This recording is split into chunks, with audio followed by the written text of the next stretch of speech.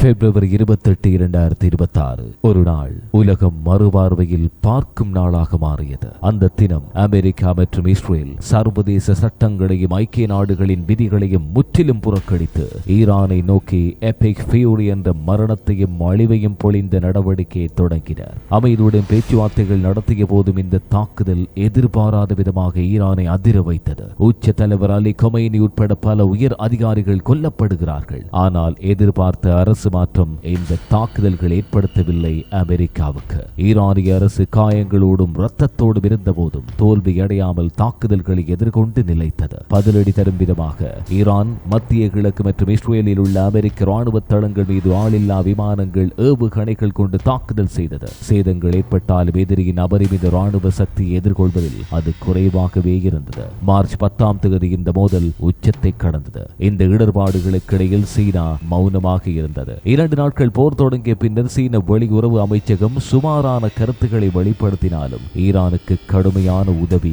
கிடையாது. சீனா Hormuz ஜலசந்தியை Iran மூடிய போதும் தனது பொருளாதார நலன்களை முன்னுரிமை வைக்க மௌனத்தையே காப்பது மூலம் உலகத்திற்கு ஒரு முக்கிய செய்தியை எடுத்துரைத்தது. முக்கியமாக தைவான் சீனாவின் கீழ்மிசி கோட்டானது இத்தகவலின் எல்லா கவனங்களையும் ஈரானுக்கு பதிலாக பெற்றது. ஈரான் பொருளாதார ரீதியாக சீனாவையும் ராணுவ ரீதியாக அமெரிக்காவையும் சார்ந்த நிலைமைக்கு வந்து உலக அரசியல் அமைப்பில் அதிகப்படியான நுட்ப நிலை உருவாக்கியது. சீனாவின் மௌனம் வலிமையே கொள்கையை நிர்ணயிக்கிறது என்பதை உணர்த்துகிறது. எந்த கூட்டாளியையும் தனித்து வைக்கும் திறன் அதே நேரத்தில் வலிமை, வெற்றி மற்றும் அரசியல் யுக்தியின் எல்லைகளையும் நிர்ணயிக்கிறது. இந்த போர் உலகத்தின் சக்தியியல் மேடை, வலிமை, மோசடி மற்றும் அதிர்ச்சி மோதல்களின் ஒரு பெரும் பாடமாகவே வரலாற்றில் இடம்பெறும்.